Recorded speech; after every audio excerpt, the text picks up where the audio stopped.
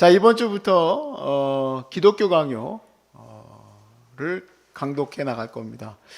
제가 책을 사라 그럴까 말까 하다가 저희 그 서울역에서 이거 기독교 강요 했을 때 책을 사게 했는데 읽어보는 분이 별로 없어서 이거 잘못 사면은 그냥 집에 인테리어만 되겠다 싶어가지고 그냥 제가 그냥 강의하는 걸로 그냥 끝내야 되겠다 싶어요. 사기를 원하시면 저한테 그냥 개인적으로 말씀하세요. 그럼 제가 사드릴 테니까. 제가 제 돈 두고 사는 건 아니고 저도 돈은 많이 없는 사람입니다.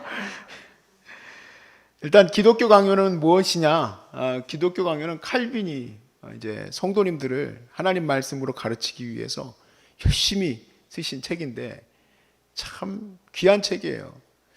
기독교 강요를 제가 나누게 되는 거는 지난번까지 나누었던 우리 성경 공부에서 우리 종교 개혁까지 같이 나눴었습니다.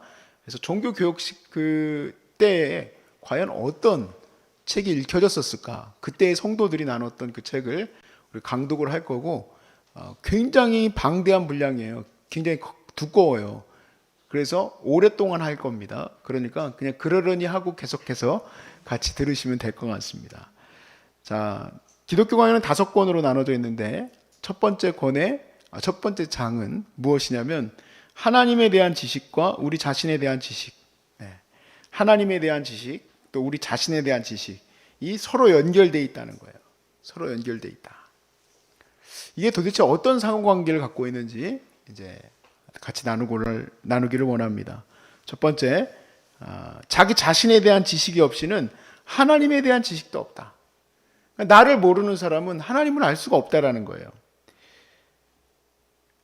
여러분 어떻게 해서 하나님을 알고자 하는 마음이 생겼습니까?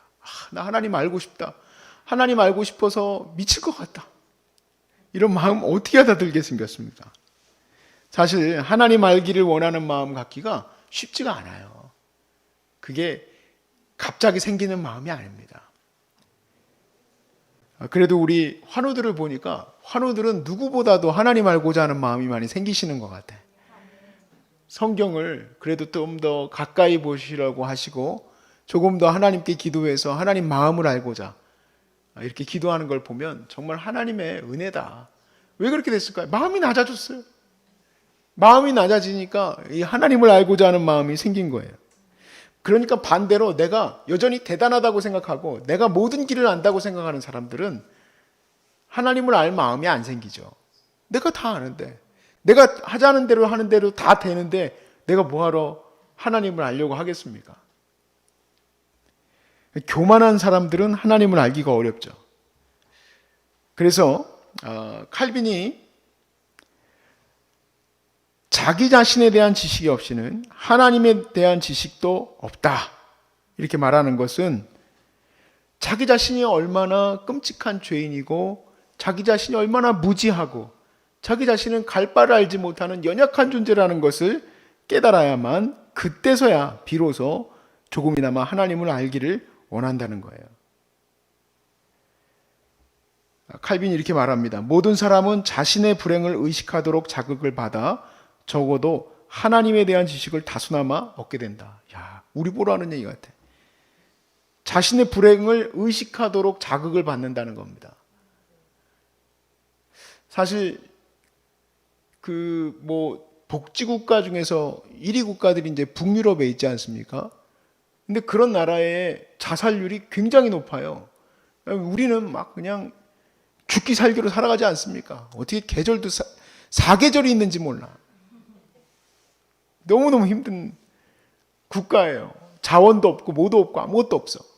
그런데 이런 엄청난 자극들 속에 우리가 있기 때문에 보니까 전 세계에서 우리 한국 사람만큼 종교심이 강한 나라가 없어요. 정말 뜨거워. 뭘 하든지 뜨거워. 그래서 너무너무 뜨거워가지고 우리 선교사님들이 우리 한국 사람들은 금주를 내렸잖아요. 금주가 뭔지 아십니까? 술 먹지 말라고. 왜냐면 술을 먹어도 끝까지 먹어. 술을 먹어도 끝까지 먹어. 도박을 해도 끝까지 가고 아무튼 뭐든지 끝장을 봐야 돼. 그렇게 우리가 척박하고 어려운 가운데 있기 때문에 정말 우리 1950년, 60년, 70년 넘어오는 그때 당시에 그런 어떤 기독교인들의 사진들을 보면요, 그렇게 뜨겁게 기도하는 우리 어머니들의 모습이 많이 나와 있어요. 그런데 뭐든지 다 갖추고 있어 봐요. 하나님이 필요합니까? 별로 안 필요해요. 그런 자극을 받을 수가 없어. 그러니까 우리는 어려움 속에서 다수나마 도대체 나는 왜 이렇게 부족할까? 내가 기댈 곳은 어딜까? 하나님밖에 없구나. 이렇게 깨닫는다는 거죠. 두 번째는 반대로, 그러니까 나에 대한 지식이 없이는 하나님에 대한 지식도 없다고 그랬는데, 두 번째는 하나님에 대한 지식이 없으면 나에 대한 지식도 없다라는 거예요. 우리가 전도할 때 제일 많이 하는 얘기가 당신은 죄인입니다예요. 제일 첫 번째 대놓고 하는 얘기는 당신은 죄인입니다. 그래서 하나님의 은혜가 필요합니다라는 말이죠. 사실 죄인이라는 사실을 깨닫기 전에 예수님이 필요합니까? 전혀 안 필요합니다. 구원받으셔야 됩니다. 예수 믿고 천국 가셔야 됩니다. 뭐라는 거야? 전혀 거기에 대해서 반응이 없죠. 근데 우리는 죄인인 걸 깨달으니까, 하나님의 진노 앞에 놓여 있다는 것을 깨달으니까 이 급박한 거죠. 근데 자기 자신이 죄인이라는 사실을 왜 모를까요? 아는데 모르는 척 하는 걸까요? 아니에요. 죄인이라는 사실을 모르는 이유는 하나님을 모르기 때문에 그래요. 자기 자신을 알아야 되는데 하나님을 알기 이전에는 자기 자신을 모른다 그랬어요. 그러니까 하나님을 모르니까 자기 자신을 알 수가 없는 거죠. 자기 자신이 얼마나 끔찍한 존재인지를 모르는 거예요. 그래서 이 자기 자신을 볼 수 있는 것은 하나님의 온전함과 하나님의 거룩하심을 보아야만 자기 자신의 처참함을 느낄 수 있게 되는 거죠. 자기 자신의 처참함을. 그래서 사실 하나님을 알지 못하는 사람들, 하나님이 거룩하시고 존귀하신 분임을 알지 못하는 사람들은 자기 자신을 깨달을 수가 없는 거예요. 면벽수행에서 자기를 깨달았다? 그렇게 말하는 많은 종교들이 있죠. 제가 특별히 언급은 안 하겠습니다. 근데 그거는요, 자기 자신을 알 수 없는 거예요. 모르는 거예요. 내가 어떤 존재입니까? 아까 우리 잠깐 밥 먹을 때 봤던 영상 보니까, 중간에, 인생의 중간에 장님이 되신 한 여자분의 집사님의 간증이었는데, 그 눈이 멀고 나서 깨닫게 되는 그 과정을 보면서 내가 깜짝 놀랐어요. 되게 간단하면서도 완벽한 고백이다. 나를 사랑하게 됐다. 나를 사랑하게 됐다는 얘기를 해요. 나를 사랑하게 됐다. 하나님이 나를 사랑하는 것을 내가 깨닫게 됐다. 나를 그래서 나도 사랑해 주기로 했다. 왜냐하면 눈이 멀고 나서 자살하려고 계속 했었으니까. 그러니까 그 자살하려고 하는 모든 시도는 자기 자신을 더 이상은 인정하지 않는 거잖아요. 그런데 더 이상 인정하지 않던 그분이 이제 하나님의 은혜를 깨닫게 되는 거. 하나님의 은혜를 깨닫게 되니까 자기 자신을 이제 볼 수 있게 되는 거예요. 자기 자신을 보니까 어때요? 자기 자신은 사랑받을 만한 존재라는 것을 깨닫게 되고, 그렇게 되니까 사람들을 바라보는 그 눈이 저 사람들도 사랑받아야 될 존재구나 하고 깨닫게 됐다는 얘기예요. 근데 우리가 내 삶에 비춰보니까 어때요? 나는 그러지 못하고 있어요. 그럼 뭡니까? 아직도 하나님을 깨닫지 못하고 있는 거예요. 하나님이 얼마나 나를 사랑하시는지 깨닫지 못한 거예요. 제가 어제 같이 본문에서 같이 나눴지만 복음을 깨달아야 됩니다라는 말씀을 같이 나눴는데 5가지를 깨달아야 된다고 말씀드렸어요. 그 중에서 복음을 깨달아야 될 때에 하나님이 나를 사랑하시는 것을 꼭 깨달아야 돼요. 하나님이 나를 너무너무 사랑하시는 것을.